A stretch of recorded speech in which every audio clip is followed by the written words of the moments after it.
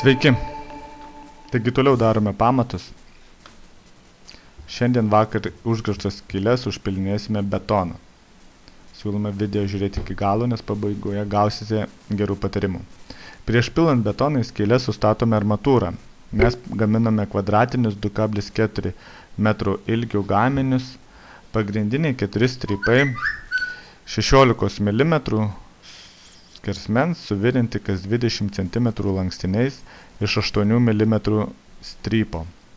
Pirdami armatūrą lankstymui, pardavėją perspėkite, kad jie bus naudojami lankstymui. Kitaip standartinė armatūra lankstoma lūžta.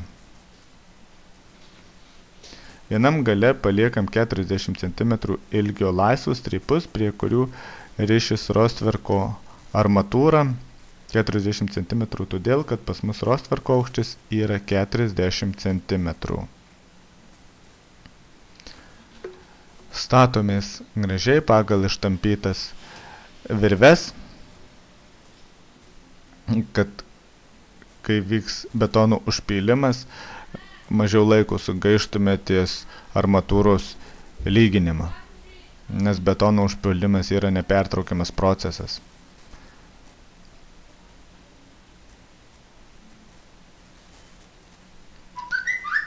Ir laukiame, atvažiuojam. Štai kaip atrodo mūsų suvirintas gaminys. Laukiame betono ir sulaukėme.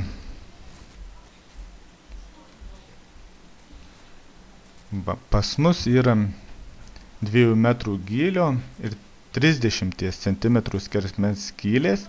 Vienai skylė užpilti reikia 0,2 kubo betono. Aišku, galite viską pagal formulės išsiskaičiuoti, kiek jums reikės. Pas mus yra 40 skylių, taigi reikės 8 kubų betono. Standartiškai tokia mašina veža 7 kubus, bet mes paprašėme bent 7,5 kubų ir tikėkimės, kad užteks. Žinoma, tai tik teorija, praktiškai skylės gaunasi skirtingos dėl grįžimo metu pasitaikančių akmenų, viena gilesnė, kita mažiau to gylio. Dėl tiksliai betoną galime paskaičiuoti tik išgręžus skyles. Ir tai visiškai tiksliai nebus. Pats procesas labai paprastas ir greitas. Visas skyles užpylėme mes per 30 minučių. Darbui užtenka 2 žmonių realiai. Vienas laiko šlangą, kitas reguliuoja armatūrą. Svarbu, kad pilant betoną iškišti armatūrą virš žemės tiek, kiek reikia. Kitaip, kai užsipila betonas aukštyn arba žemyn, jo armatūros nepajudinsite. Galima reguliuoti tik į šonus, todėl jums, jeigu per daug ištrauksite, reikės nupjaudinėti. Aišku, jeigu bus šiek tiek giliau, nieko tokio. Svarbu, kad rostverko armatūra turėtų prie kur prisirišti. Todėl mes kai kurias armatūras palaikome ištrauktas rankomas, kol pilamas betonas. Kai užpilsime visas skyles, pagal iščiamtas virves sureguliuosime armatūras, kad eitų pagal virves per centrą, ypač svarbu ten, kur susikirtimai, išstatyti tiksliai armatūrą.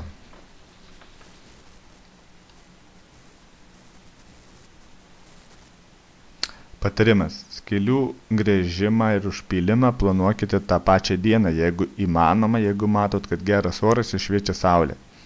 Nebent įsitikinę, kad sekančią dieną nelis. Deja, mums naktį prilijo. Keliuose skylėse, ten, kur būtent buvo molis, vandens buvo netgi iki pusės, kitos tuščios. Kitu atveju, jeigu pasitaikytų, kad visur molis, tai vandens būtų pilnus skylės ir nieko gero. Taigi, kiti žmonės matėm tokiu atveju, kad buvo daug vandens ir vežėsi specialiai pumpavo tą vandenį iš skylių, kad neprasiskėtų betonas. Bet mes vairuotojų klausėm, kiek sakė, kad šitam betonui klasė C25 nieko baisaus. Nes pilamas betonas jisai yra žymiai sunkesnis, todėl vandenį išstūmė į paviršių. Tačiau dirbti labai nemalonu, kai betonas ir vanduo visur taškosi. Buvom šlapi ir murziniai kiausų.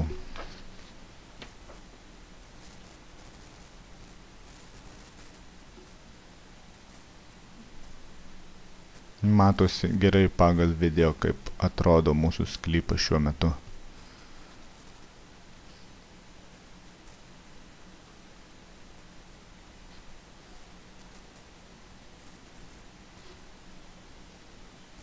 Pats užpylimas pakankamai greitai įvyko, tačiau vairuotojai dar papildomą valandą užtruko, kol išsiplovė savo visus agregatus. Ir praktiškai dar 0,2 kubo kiekvieną skylę mum išpylė ant kelio beplaudamas. Tai reikėjo dar išsilyginti, išsinešti tą betoną kažkur užkasti.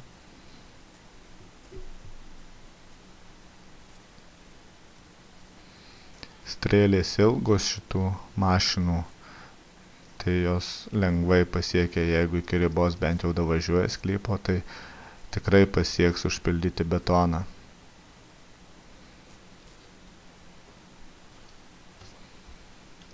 Taigi šiai dienai tiek. Toliau ruošiamės rostverkui, virinsimės armatūrą, dėsim polistirolį, ruošiamės pagrindą.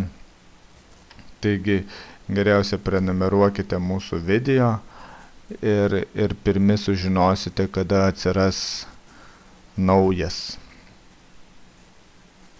Ir kaip mums sekėsi toliau statyti namą. Dar daugiau info rasite Daryk pats LT, nuoroda bus apačioje, ten bus surašyta tiksliai, kiek kainavo, kokį betoną naudojome, kiek laiko užtruko būtent šiame etape. Iki susitikimo statybų aikštelėje.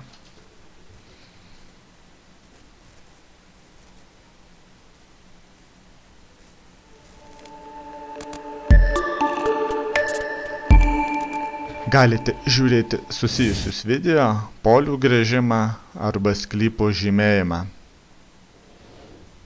Dėkojame už dėmesį.